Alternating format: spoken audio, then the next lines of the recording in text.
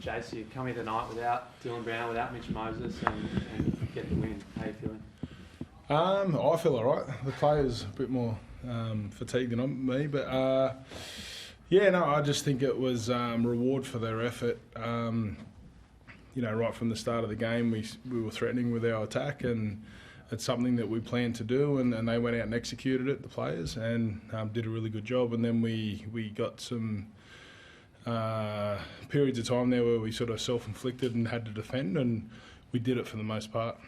I know you probably don't want to single out individual guys too much, but Isaiah Yongi, it's his first full season in first grade. He's playing on tries, passes, kicks. Can you just comment on how he's going this year and how he went tonight? Yeah, no, he's improving every week.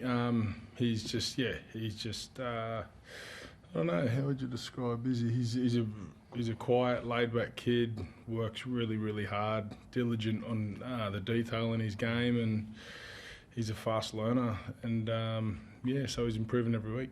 How significant is it for this group to see that they can get results without Mitch and Dylan? Because probably at the start of the season without Mitch, times are pretty tough. But to get a win against a pretty desperate Gold Coast side without them, what does that do for the confidence of this side?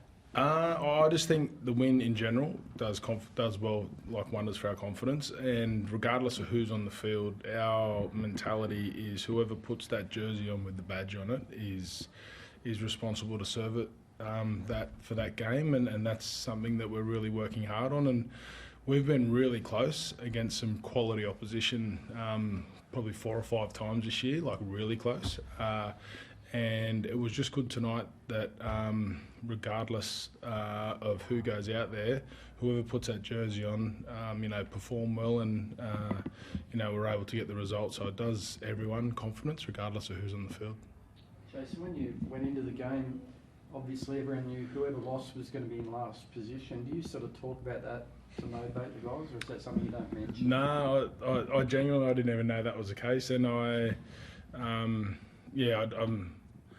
don't check the ladder and I don't check social media. All we're worried about is how we're going to get better every single day, so that when we can go out and perform well on the weekend, and that's our focus, and that's something that we're building within the 4 walls of the club. Must be nice though not to be in last position. Yeah, it's good. Yeah. Last sucks. Yeah, so yeah.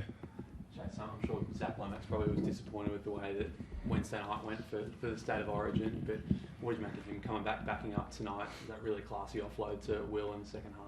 What did you make of his performance today? Yeah, Zach's a quality player. He's I think the best thing that he could have done was back up and play, because he had a lot of redemptive sort of energy about him, and yeah, Zach might have had 1 or 2 things not go his way on Wednesday night, but it didn't make him an ordinary player. So, and credit to him, he went out there, he's a pro, he recovered and got himself ready, and his biggest thing the last 4 days was just not letting his teammates down, and he went out and he did that tonight.